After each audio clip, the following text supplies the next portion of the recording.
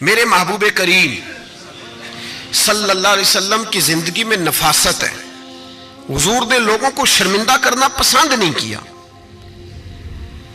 ایک شخص حضور کے گھر میں مہمان آیا رات کے وقت میں. اس نے کہا میں نبی پاک صلی اللہ علیہ وسلم کے آپ نے سنا ہوا ہے کہ اتنا زیادہ گھر کے اندر گنجائش نہیں تھی رہنے کی.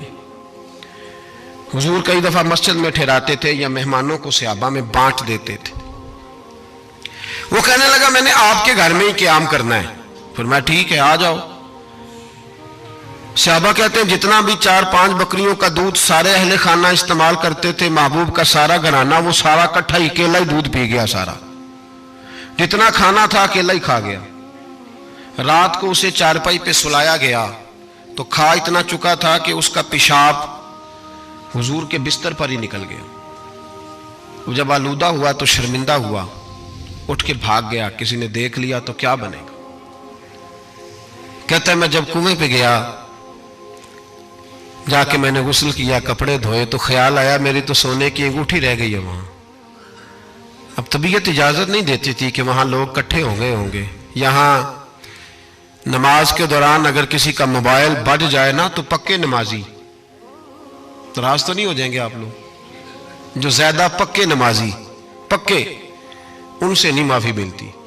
وہ جو کچا پکا ہے بیچارہ وہ شاید کسی وقت معافی دے دے. پکے نمازی نہیں معافی دیتے. کہتے تیرا بج کیسے گیا, تو نے سمجھا ہی نہیں. مجھے ایک شخص نے نا ویڈیو دکھائی, کہنے لگا جی تسی بڑی وکالت کر دیا مولویاں دا حال ویکھو.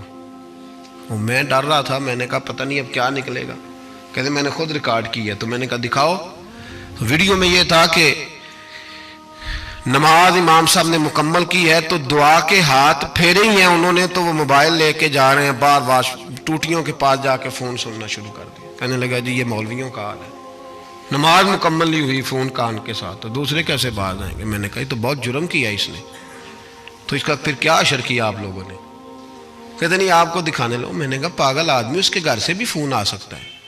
کہنے لگا نہیں گھر تو مسجد میں ہی ہے, وہاں سے کیسے فون آئے گا. تو میں نے کہا اصل میں تجھے پتا نہیں, ہو سکتا ہے اس کی بہن نے فون کیا ہو کہ خامن نے 2 تھپڑ مار کے باہر نکال دی ہے. تو وہ ایسا وقت ہوتا ہے جب کھڑا نہیں ہوا جاتا, بات سننی پڑتی. یار معافی نہیں دیتے, ایک ایک جملے پر ایک ایک حرف پر لوگ اعتراض کریں گے, ایک ایک حرف پر کوئی گنجائش ہی نہیں. حضرت سیدنا انس بن مالک رضی اللہ تعالیٰ عنہ فرماتے ایک صحابی اپنے غلام کو مار رہے تھے تو نبی پاک پہنچ گئے. حضور نے فرمایا اسے معاف کر. اس نے کہا کتنی بار.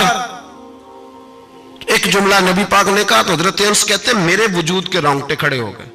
اسے معافی دے دے. حضور کتنی بار. تو میرے نبی پاک نے فرمایا جتنی بار اللہ تجھے معافی دیتا ہے دے نا اتنی بار.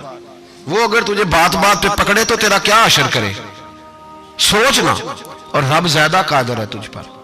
ہم شرمندہ کرتے ہیں لوگوں چھوٹی چھوٹی باتوں پر, چھوٹی چھوٹی باتوں پر ہم احساس نہیں کرتے. احساس کی دولت حسن ہے زندگی میں. اور میرے رسول کا کمال یہ ہے کہ دنیا میں آج جتنا بھی احساس ہے یہ سارا میرے نبی کا دیا ہوا ہے. احساس جتنا بھی اس وقت ہے یہ سارا میرے رسول کا عطا کرتا ہے. اب میرے اعلیٰ حضرت فرماتے ہیں لوگ دنیا میں گزرتے ہیں نا, لوگ گزرتے ہیں تو وہ جدھر جدھر سے گزرتے ہیں نا وہ بستیاں اجاڑتے جاتے. بادشاہ عرب کے بستیاں اجاڑتے تھے. اعلیٰ حضرت فرماتے ان کی مہک نے دل کے غنچے کھلا دیے. وہ جو جس راہ چل دیے ہیں کوچے بسا دیے ہیں, بس جب آ گئی ہیں جوش رحمت پہ ان کی نظریں جلتے بجھا دیے ہیں, روتے ہنسا دیے. یہ کمال تھا میرے رسول پاک صلی اللہ علیہ. وہ شخص کہتا ہے میں انگوٹھی سونے کی رہ گئی تو دل میں خیال یہ تھا کہ واپس جاؤں گا تو وہاں تو حالات ہی بڑے گڑبڑ ہوں گے, لوگ اکٹھے ہوں گے, شرمندگی ہوگی, میں پیشاب کر رہا ہوں بستر پہ, حال بڑا سخت ہوگا, اتنے لوگوں کا سامنا کیسے کروں گا. لیکن مجبوری تھی, انگوٹھی سونے کی تھی, بڑی قیمتی تھی. کہتے اس انگوٹھی کی مجبوری نے مجھے شرمندگی کا سامنا کرنے پہ مجبور کیا. اور جب میں آ کے حضور کے کمرے کے باہر کھڑا ہوا تو وہاں تو کوئی بھی نہیں تھا. اللہ کے رسول نے بالٹی میں پانی رکھا ہوا تھا اور میرے پیشاب پر پانی بہا رہے تھے. خود رسول پاک فرماتے ہیں حضور پانی بہا رہے تھے اور جب میری طرف دیکھا تو محبوب نے مسکرا کے فرمایا غسل کر لیا آپ نے. آپ کو تکلیف ہوئی جب انسان کا معدہ کمزور ہو تو ایسی چیزیں ہو جاتی ہیں، فکر نہ کریں، بیٹھے میں ناشتہ لاتا ہوں۔ کہتے ہیں حضور کے جملے تھے کہ طوفان تھا، وہ حضور کی گفتگو تھی کہ میرے اندر کی ہر چیز بجھاتی جا رہی تھی۔ تیری پہلی نظر کا وار توبہ، دل اب تک دعائیں دے رہا ہے۔ فرماتے ہیں وہ جملے تھے کہ سکتہ کر گئے، تزکیہ کر گئے، تصفیہ باطن کر گئے۔ محبوب یہ کہہ کہ گزرنے لگے تو میں نے بازو تھام لیا، میں نے کہا محبوبہ میں زیادہ پڑھا لکھا تو نہیں، سیانا تو نہیں، زیادہ کھانے والا موٹا تازہ آدمی ہوں، حضور میں کوئی انالیسز نہیں کر سکتا، تجزیہ نگار نہیں، باریک نہیں، پر میرا موٹا دماغ بھی مان گیا ہے کہ آپ واقعی اللہ کے سچے رسول ہیں۔ میرا موٹا دماغ بھی مان گیا ہے کہ آپ واقعی اللہ کے۔ وہ گھر گیا اور قبیلے کے ایک بندے کے پاس گیا۔ حضرت انس بن مالک کہتے ہیں جب واپس آیا تو 500 آدمی ساتھ تھا۔ کہنے لگا سونیا میں اکیلا نہیں آیا، ساری برادری سارا قبیلہ لایا ہوں اور سب کو میں نے بتایا ہے کہ دنیا میں جسے میں دیکھ کے آیا ہوں ایسا تم نے کبھی نہیں دیکھا ہوگا، جس کی میں زیارت کر کے آیا ہوں ایسا نہیں تم نے دیکھا ہوگا۔ تو محبوبہ ہم سارے آئے ہیں، پڑھائے کلمہ، ہم بھی آپ کے غلام بننا چاہتے ہیں۔ ہم شرمندہ کر کے بڑے راضی ہوتے ہیں، بڑے راضی، لوگ معافیاں مانگ رہے ہیں، منتیں کر رہے ہیں، جناب غلطی ہو گیا تو ہوئی کیوں؟ میں تو ایسا ہوں، میں نے تو کبھی نہیں کی، میری مثال دیکھ لو، میں تو لوگ فوراً دلائل دیں گے۔ وہ بھائی کسی کو شرمندہ کر کے تجھے کیا ملے گا؟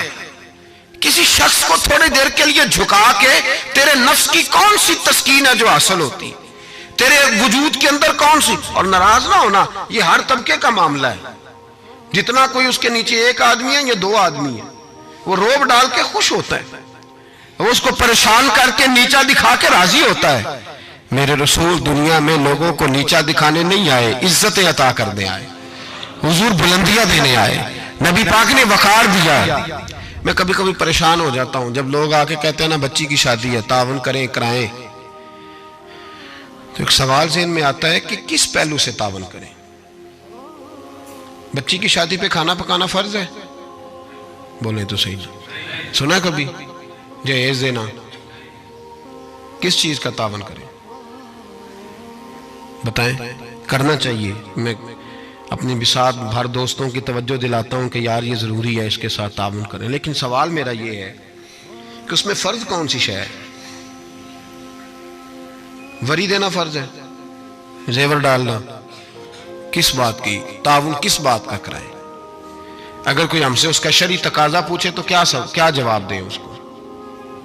میرے پاس کوئی استفتاء لے کے آتا ہے تو میں کیا جواب دوں گا؟